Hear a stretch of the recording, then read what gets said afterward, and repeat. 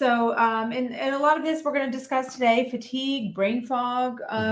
We're specifically going to touch on what is termed adrenal fatigue. We'll go into that a little bit. Yeah, what a rabbit hole, though, doing research on this. Yeah, for sure. But again, these are not just signs of being tired. These are warning signs. This is our body screaming for balance, for help. Something is going on, and you can't really ignore this, or you shouldn't ignore this, because these will just lead to deeper health issues. Yeah, sure they will. Unchecked. Harder to come back from. So we're going to talk about what is adrenal fatigue. I know some of you have heard about it. I have had many questions on this. So that's one reason I really wanted to address this. And so we'll talk about adrenal fatigue, the adrenal glands, what their role is in the body, how our adrenals respond to stress, because a lot of this all has to do with stress, signs and symptoms that you may be experiencing what they call adrenal fatigue, and then certain things, lifestyle factors, basically that we can do to the dreaded lifestyle factors, reverse these symptoms. Yes, because it's not as easy as just taking a pill, right? We have to work. We'll talk about it. Yeah. So it's always the way out, though. It's like lifestyle changes, lifestyle alterations, lifestyle modifications, and it's like, I know it's like exhausting to hear it over and over again. It's the common denominator of almost everything. Yeah. So we have to address it, and we have to especially as humans, we have to put the work in ourselves. Yeah. And as we talk through this today, we'll hear about what exacerbates this syndrome, or not even a syndrome, but this what did you call it? Adrenal fatigue. See, it's not even a medical term, so I struggle with it because it's not in my vocabulary. But anyway, adrenal fatigue, especially because it can be exacerbated by like obesity. So you're talking like 75% of the population in America anyway is overweight or obese. So and diabetes, dysregulated insulin resistance, dysregulated blood sugar, low thyroid. Sure. Well, inflammation. Right. Yeah. Inflammation. We'll get to all this. Sure. But that just goes to show you how it can get worse. And when we talk about lifestyle changes, there's so much in there. So. Yes, for sure. Okay, so I'm going to read you what they define as adrenal fatigue. Adrenal fatigue is a term used to describe a collection of non-specific symptoms such as fatigue, body aches, nervousness, sleep disturbances, major one, and digestive issues that some people believe are caused by chronic stress, leading to dysfunction of the adrenal glands. The theory suggests that prolonged stress overworks the adrenal glands, which produce hormones like cortisol, our stress hormone, leading to their supposed fatigue and inability to properly function. So that's the metabolism. So that's the breakdown of cortisol. So as cortisol is released from the adrenal gland, what's it doing? What's it doing? What's the goal? What's it doing? Because it can metabolize the cortisone. So a lot of that dysregulation is in how cortisol is metabolized. Right. And how much of it's there is free cortisol. It's another reason why you can't really get blood work done on this as well either. Right. Because a lot of cortisol, like total cortisol is what you would measure in blood work. First of all, it's a snapshot one point in time, and it's mostly bound to protein. So similar to the sex hormones where we talked about binding globulins, but like it's bound to mostly protein. So you don't get a free good measurement. You have to do either saliva or urine. Right. And the saliva one, I know it tests 4 times during your day. So again, our cortisol level changes. So you can't just have a snapshot one time. You need to see what's trending. But blood work's just not going to do it for you anyway. Right. Not at all. Okay. Yep. So again, it's not recognized as an official medical diagnosis by major health organizations, but chronic stress can dysregulate the HPA axis. We're not going to go too into detail about the scientific background of it. We'll just feed you what you need to know. So this leads to symptoms, fatigue, brain fog, hormonal imbalances. So again, we always talk about like finding the root cause. So I just said a few things here, like hormonal imbalances, right? Sure. Well, is it because of adrenal fatigue or chronic stress, right? So we need to go back and find the root causes of what is going on with our body, not just Band-Aid approach, not just. But why is that important? Because it's also the start of chronic disease. Yeah. Yeah. Exactly. I mean, stress is the start of all chronic disease. Yeah, sure. Okay, so real quick, we're going to just, because I've been saying the adrenal glands. If you don't know what that is, I'm going to let Dr. Ryan just quickly discuss the adrenal glands' role in the body. Yeah, so in a nutshell. Yeah, in a nutshell. I mean, it's 2 little glands. They each one of them sit on top of your kidney, and they're really there for your fight or flight response. Primarily, the first reaction is going to be norepinephrine and epinephrine, which is just your adrenaline. So you go boom, real quick rush. So that's short-term stress. Short-term stress, fight or flight, and then the longer-term release of cortisol to help you sustain, to help you manage that stress response. And then, of course, there should be a corrective action after that. So there is, of course, good stress in our life. We talk about it all the time. We talk about hormetic stresses and the way that physical exercise helps you. But yes, that stuff is in check. There is a balance. It's homeostasis. That's what the body does best. And right, this short-term stress, like this is how how we were evolutionary designed, like to run from a tiger, right? It's that short-term stress. The things that happen in our body with this are made to happen for a reason. Simple things like it stops our digestion. Well, like, right, we need that. If we're going to go all of a sudden sprinting away from a tiger, like, our body should not be focusing on digesting. Yeah, exactly. So again, this is a design response. Like we shouldn't be experiencing this short-term acute responses to stress. Agreed. Okay. And then did you go into that was short-term. What about long-term? Cortisol, the release of cortisol. And again, it has a lot to do with the metabolism of cortisol and how the body can use cortisol and the benefits of cortisol. But again, those exacerbating factors that I talked about earlier will actually create this prolonged high cortisol event.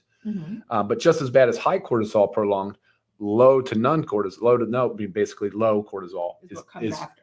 Yeah, and it's also very bad. Right. The whole point is this balance, right? Sure. It's just and we're supposed to have different responses. Like example, when we first wake up in the morning, it's a stressor for our bodies, right? We're God force ourselves to get up, get going. So our cortisol should be elevated. Sure.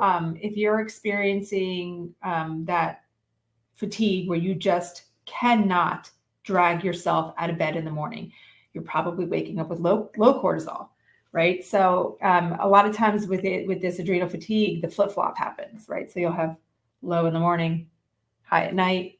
If you have high cortisol at night, that's your wired but tired, right? Yeah, so your body is so exhausted, but you're lying there, can't settle. That's that high cortisol in the evening when we really want it to be low, so we can get ourselves ready for bed. Yeah. And not wanting to go too deep into detail, but there is interrelated aspects with the thyroid, the pituitary, and the adrenal glands. They call it the TPA axis.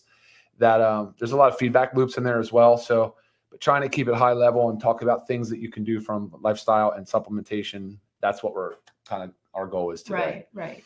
And it's noted too that most people with this type of adrenal fatigue typically have some kind of thyroid issue going on as well. So just something to think about, like if you are battling with thyroid dysfunction, whether it's hyper or hypo, something else to look into. So that was just all the long-term chronic stress, which with this, it helps sustain energy levels, regulate inflammation, and manage prolonged stress. But when we have this chronic stress, it's not working properly. Okay. So you talked about the adrenal glands, and the adrenal glands, they're important, as Dr. Wright said, help regulating hormones that affect metabolism, stress response, blood pressure, and more. But I'm just, here we go. I just said metabolism. Like we all know about metabolism. When we want to lose weight, we need to increase our metabolism. But if we're here battling chronic stress, that's going to affect our metabolism. Therefore, we're going to have trouble losing weight, especially in the abdominal region. So again, finding out the root causes, figuring out what's going on with our body. Each body's unique. It's not a one size fits all. Okay. So that's about what adrenal fatigue is, the adrenal glands role. We talked a little bit about the stress, short-term, acute, long-term, chronic. What else? Some cortisol, lots of notes here. Oh, you do. Wow. Okay. Let's just talk about stress, because all of this really has to do with stress and how stress can affect the brain, because I want to start to incorporate brain fog into this, because it is also one of the symptoms of adrenal fatigue, and it's a major one. And that would be when the cortisol level drops, right? Brain fog would be when the levels are dropped out. Yes. Right. Yes, because so you had a spike or you had a prolonged high and then it drops to nothing. That's where your brain fog occurs. Right. And that's also where you feel like lack of energy, you can't function. Yeah, massive fatigue. It's just so many things. So if you have high or dysregulated cortisol, okay, this chronic stress can lead to these cortisol imbalances, which affect brain function, memory, focus. You might think, gosh, I can't remember anything anymore, but it's just you're totally wiped out. It's maybe not that you've got something going on, more involved than that, but it's just the fact that this high cortisol, this high stress is there, leading to that plummet of the cortisol. blood sugar swings. So if you're diabetic especially, and then you have this chronic stress and you're trying to balance your blood sugar levels, but then with the stress, you're having all these fluctuations. And I also want you to think about too, while we're just talking about diabetes or let's just say blood sugar response, but say you go and you haven't eaten anything all day, you wake up in the morning, you just go, you're going to have a sugary donut. And that blood sugar response that spike is so high. It's a stress response. It's a big stressor for your body. So then you get the cortisol that's, being affected as well. So it's not just so much as like, oh, what's the big deal? My blood sugar is going to spike a little bit. It does so much more to your body than just watching your blood sugar spike. If you want to think about it, numbers, so much more. And if you want to think about it for anybody out there that knows somebody that's taking steroids, like just corticosteroids, like whether it's cortisone or methylprednisolone or whatever, like they know that their blood sugar fluctuates wildly. Mm-hmm. There's all these different things that get out of whack. Right. And so just think about the way that the metabolism of cortisol can go to cortisone. I mean, there's these things that, it's very apparent mm-hmm. of the things, the metabolic dysregulation that can occur with adrenal fatigue, I guess. Right. Yeah. Anyway. Yeah. And unstable blood sugar is going to affect your brain. It's going to affect your mental. Oh, definitely. Big time. Definitely. And then also, chronic stress affects we talked about sleep, poor sleep quality. Think about what your brain's doing when it's got lack of sleep. I mean, even when I'm shorted a few hours, for some specific reason, probably something to do with the kids. I don't know, but it's a big deal. You notice it. So think about if that's going on all the time. I mean, of course your brain's not going to function properly. Of course you're going to be sitting here in a fog mm-hmm. every day, trying to remember things, trying to think, trying to focus. Nutrient deficiencies. Yeah, so what do we do about it? Are we there yet or not? We're getting there. Oh. Well, okay. We're getting there right now. But nutrient deficiencies, stress affects our nutrient deficiencies.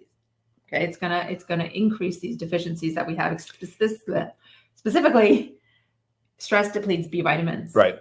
Magnesium. Yep, magnesium for omega sure. Omega-3s, all of which are extremely important for brain function. So what did I just say? Okay, vitamin B complex are in our multivitamins. Our magnesium, omegas and factor 4. These are necessary. Okay, it's not just necessary. They're necessary for so many reasons, but eliminating those nutrient deficiencies, inflammation, and gut health. Okay, so we know our factor 4s are amazing anti-inflammatory. Also, just speaking of gut health, we have our probiotic gut support, but stress really affects the gut. So typically those with adrenal fatigue or stress issues, we have something going on with the gut, whether it's diarrhea, it's constipation. I mean, our gut is affected by it, which also gut-brain connection mm-hmm. contributes to the brain fog. So many little things. So I just want to run through real quick some signs and symptoms before we get to what you could do. And then if you guys do have questions, make sure you're typing them in, questions specific to what we're talking about, because we will address them at the end. So if you're thinking, gosh, I wonder if I have adrenal fatigue, or I wonder what's going on. Okay, persistent fatigue.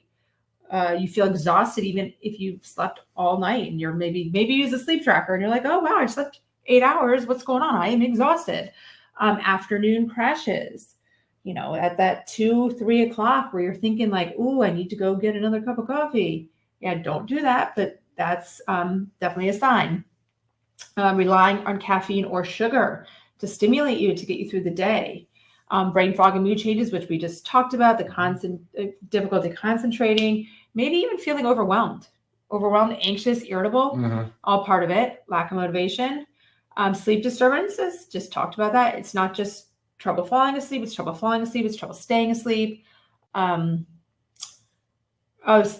say this is you get a second wind at night. Mm. I feel like I hear this all the time where someone's like, oh, I'm so tired between 2 and 5. And then all of a sudden I get my second wind. So I stay up because I'm like, I can get so much work done. Well, because this is a very vicious cycle. Yeah, it is. Very vicious cycle. Cravings and blood sugar imbalances, which we talked about, increased belly fat due to an increase in due to cortisol imbalances. Mm-hmm. Hormonal and immune issues, you tend to get sick more often, which is, and then hormonal ones, thyroid dysfunctions or metabolism. Again, here's mm-hmm. Still metabolism.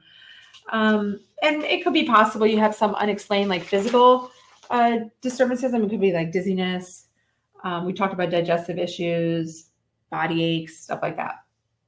So Here's the big one, because I want to talk a lot about this, is things that we can do to reverse these symptoms of so-called adrenal fatigue, or if we just want to talk about fatigue, stress, brain fog, they're all related. Yeah.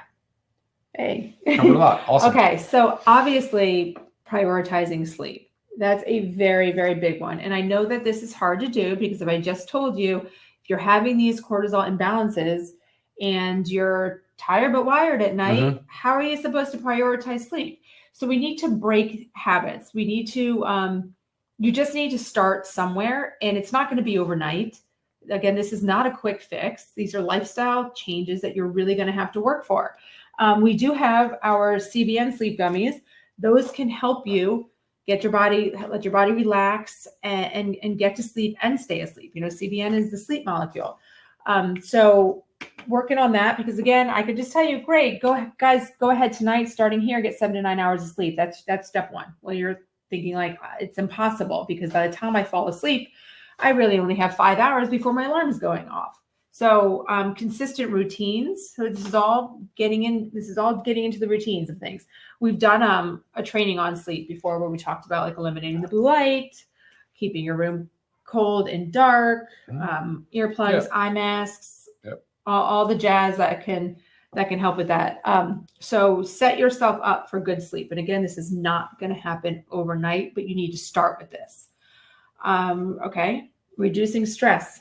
So again, easier said than done. Yeah, way easier said than done. Yeah, I mean, I almost cringe when people just say it. It's like, oh, that's really what you should do. Work on stress. It's super easy. Which is almost stresses you out just hearing it. Yeah, it does. Yeah, I know. But there's things that you need to, again, force yourself to do. Deep breathing, meditation, yoga. If you're like, I can't meditate, I don't have time for yoga, that's not my thing. Deep breathing. Yeah, right? Prioritize yourself. Put yourself first in so many ways, right? Like start doing those things you want to do. Right. Like, I mean, simple. We talk about box breathing. I talk about box breathing to help you fall asleep at night, but it also can help you decrease stress. Box breathing, inhale for 4, hold for 4, exhale for 4, hold for 4. Calm your nervous system. So say you're at work and your boss just comes in screaming at you and you feel the stress going through, you feel your blood pressure rising. Take a step back, do box breathing or whatever breathing technique works for you. There's lots of them too that you can Google online. I'm not going to go into all the details. There's many. But again, it's finding what works for you, finding what calms your body down. Go on a walk outside. Leave your workplace. Sure. Your kids are driving you crazy. Oh my gosh, I know how that feels. Go outside. Just take a walk around the block. Get some fresh air. Breathe. Let your body calm down. So we need to work on these things because if we just keep ourselves in that stressed out state, we're not going to be able to calm ourselves down. I mean, daily, make sure you're laughing, connecting with others. If you're not, you got to work on that. You have to find joy, social support, it's there. So if you feel like you're just in a rut, there's ways to get out. There are ways to get out. Okay. Yeah, absolutely. Yeah. Comedy's a good one. Moving along, comedy. Yeah. Anything to make you laugh. Laughing brings joy. Laughing calms the nervous system. Okay. Food, diet, eat a nourishing blood sugar balanced diet. So don't want to go into so much on nutrition. No, don't do that. But I want you to understand that this is a major player in our body's stress response. Things need to be balanced. If you're doing some extreme diets, that's a stress for the body. If you're eliminating something completely, that could be a stress for the body. That's why maybe like keto worked for some people and it really doesn't work for the others, because eliminating all the carbohydrate sources, I'm talking about good, healthy carbohydrate sources like sweet potatoes and squash and stuff like that you can't have on keto. Body needs that, right? Maybe it's perceiving this big stressful environment because it's not getting what it needs. And we use carbohydrates for energy. Also, I've been reading a lot on fasting. I like that one. What? Thanks, Ivan. Prayer is a major stress reliever. Prayer, thank you, man. Absolutely. Sure. Fasting. I'm talking intermittent fasting. I'm talking 3-day fast. I'm talking 24-hour fast, whatever fasting you want to put it to. Your body can perceive this as stress, especially a premenopausal female. We have to be careful with fasting because our bodies really see it as a stress. So personally, I'm working on just doing a regular 12-hour fast, making sure my body has time for the digestion and the healing and everything.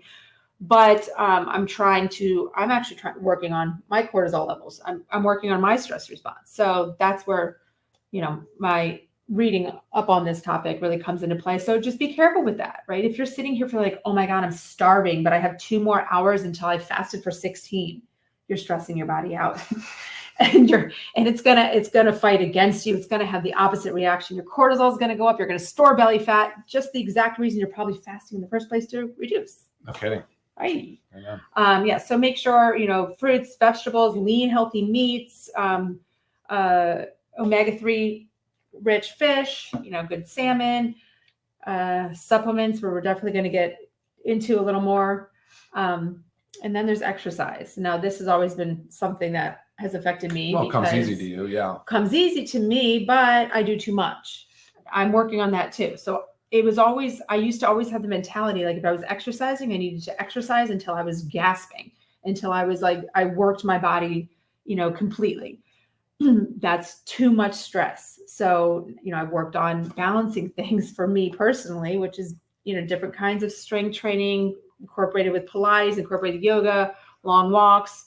So, not every day is a high intensity workout. So adjust your exercise level to your energy level. So if you're waking up and you're like having a really tired day, don't push it and do some high intensity exercise. I'm not saying don't exercise. Right. Do something. It will make you feel good. It will make you feel better, but you don't have to go hit the upper level. You could stay, in the moderate to lower range, and you're still working your body. And again, you'll feel good. So yeah, adjust your exercise. Hydration. If you're hydrating, make sure you're also using electrolytes to really help hydrate your body, not just drinking the water. And caffeine management is a big one with adrenal fatigue, high cortisol levels. Well, I shouldn't say high cortisol levels, cortisol imbalances. So we always want to reach for more caffeine because we are so tired that we can't get through the day, but that has the adverse effects. So you don't necessarily need to eliminate all caffeine, but scale it back. Maybe if you're doing our coffee, maybe use half a scoop in the water, or drink an herbal tea. Herbal teas are great. Absolutely. So just lower it a little bit. And then, and here we are, consider supplement support. Very important. So we already talked about how stress depletes B vitamins. Our multivitamins have the full B vitamin complex. Now, if you are really suffering from, severe adrenal fatigue, you might need higher doses of B, but that would be based on your blood work, work with your doctor. And you could also always just add another specific B vitamin supplement in until you get things stabilized, and you can just do, our regular dosing. I mentioned ashwagandha. I want to talk about ashwagandha. That's in our super greens. Yeah, it is. Right. It's a powerful adaptogenic herb, obviously been used for many centuries, but I wanted to read sort of how it works, right? Where it says suppresses a stress-induced increases of dopamine. So that works on the neurotransmitter receptors. Receptors in the corpus stratum of the brain. It also appears to reduce stress-induced increases of plasma corticosterone. So I think, think about the corticosteroids I talked about earlier, blood urea, nitrogen, and blood lactic acid. Just again, there's a lot of this clinical research that referenced in studies. So preliminary clinical research in adults with general anxiety disorder also showed that it reduces it significantly as well. Ashwagandha seems to have a anxiolytic effect, so it eliminates anxiety in laboratory research, possibly by acting on the GABA receptor. So I've talked a lot about GABA receptor being the predominant inhibitory neurotransmitter. That's what would be responsible for, the calming and the sleep-inducing mechanism. Right. So ashwagandha is powerful in many ways. And it's the KSM 66. Yeah, and it's a standardized extract. Right, exactly. So when it comes to ashwagandha, you want to do standardized. You have to know what you're getting. KSM is just the root. You'll notice that that's where the highest concentration of withanolides. So all the beneficial compounds. It's not that like our world or our diet has a deficiency in ashwagandha consumption, but overall, because of our sort of just sad diet, we have a deficiency of phytonutrients, and antioxidants and beneficial plant compounds. That's the problem, right? Sure. When you recommend drinking that tea, 100%, it's loaded with some of these beneficial compounds.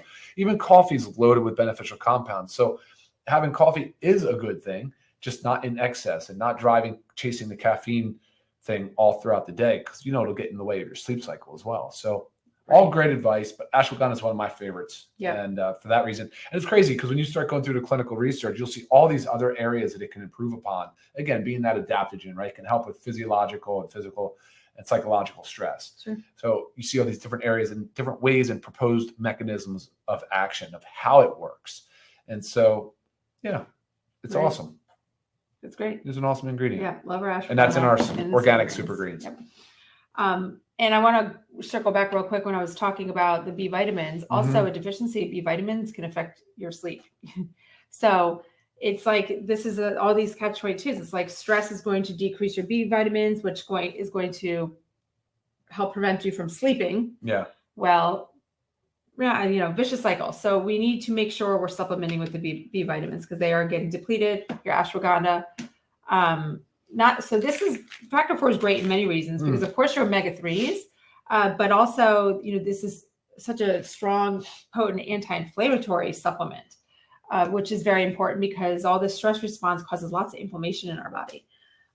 So it's more than just needing the omega-3s. It's also the turmeric, the CoQ10, the curcumin. Thank you. Yep. Oh, I said turmeric. Did I say turmeric? Garlic, curcumin, which is your turmeric, CoQ10, and omegas. That's right. And then magnesium, of course, we know magnesium helps us relax. It helps relax the nerve and calm the nervous system. So that's why we do always recommend taking it at night because that's typically when we really want to focus on calming and relaxing. It doesn't have to be taken at night, but you're gearing your body up for sleep. Yeah, I mean, it's a cofactor. It's involved in over 300 biochemical reactions. So just imagine that, right? If you don't have enough, what's going to happen? Right. It's another one. I think that's a non-negotiable. Right. And one of those functions is, one of those cofactors is adrenal function. Yeah, for sure it is. So we need it for adrenal function. Yeah. We discussed the B vitamins. Also, vitamin C plays a big role. Vitamin C, we do have it in our multivitamin. Again, if something is going on, you may need to load it. You may need to stack with a higher dose, but it doesn't mean you need to stay there. So sometimes we need to just stack things, add them in until we get our body where it needs to be, and then you maintain. So I think that was, and vitamin D. Vitamin D, of course, plays a role. Again, we have this is our daily essentials pack, right? You'd either pick the men's or the women's, and that's the 3. So you'll notice a trend with me when somebody's asking me for any recommendation for something. I'm always starting with the daily essentials pack and factor 4. Yeah. So crucial. Start there. You have to. And we talked about, again, supporting your gut-brain connection. The probiotics play a big role. And if you've got a lot of stress going on, you're kind of wiping out your gut microbiome. You're really disturbing it. So got to make sure you're supporting it. There's a lot of literature that supports that. And, just to clarify, it's not high-grade chronic stress. It's low-grade chronic stress. Inflammatory, low-grade inflammation. It's like chronic. Right. That's the problem. It's not a high grade of inflammation where your body's just breaking out and it's chronic low grade. Right. Slightly elevated. Yeah. For sure. And then these moving away from supplements, guys, it's just set boundaries. It's okay to say no to something. Like if you feel like things are just piling on and you're always being asked, you need to stand up for yourself. It's okay to say no because if you enter this burnout and fatigue, you're not going to be able to get anything done. So schedule time for yourself, schedule downtime, schedule relaxation. And the power of your mind is pretty crazy because you could take 2 different people, one that just doesn't really get stressed out about anything and one that's gets hyper stressed, and you give them the same situation and you're just going to have 2 completely different reactions. And that's really how the mind is perceiving that stress response. So sometimes if you feel like something is very stressful, that's also where the breath work can come in. It's not just, doesn't just calm your body, but it takes a step back. So you'll be like, okay, think about it. This really isn't that stressful. It's not that big of a deal. We can handle this. We can do this, So, take care of yourself. Slow down. Yeah. Did wrap it up? Yeah. Did you see any questions coming in? No. I think we touched on everything that I've commented. A lot of comments, but Good. Yeah. Again, I really wanted to touch on this because fatigue is such a common thing for people. And again, if this is you and you're constantly feeling tired and you're feeling like that afternoon slump where you have to go for that extra cup of coffee or something sugary to stimulate you, take this information seriously and put those lifestyle factors into practice, because what you're experiencing, again, the red flags, the warning signs of something more serious to come. So take a step back and take care of yourself. And listen to your body. Yeah, listen to your body. And Awesome. Yeah. So again, make sure you like, subscribe to our channel. Always give us comments. Join us every Monday for a new health, wellness, supplement related training. If you guys have any further questions that you did not get to ask today, or maybe we missed it because there was a lot of comments that come in. Sometimes we can miss questions. Email me, lisa@livegood.com. Love it. All right. Awesome, guys. Take care of Awesome. yourselves. We'll see you next time. Bye. Thank you. Bye now.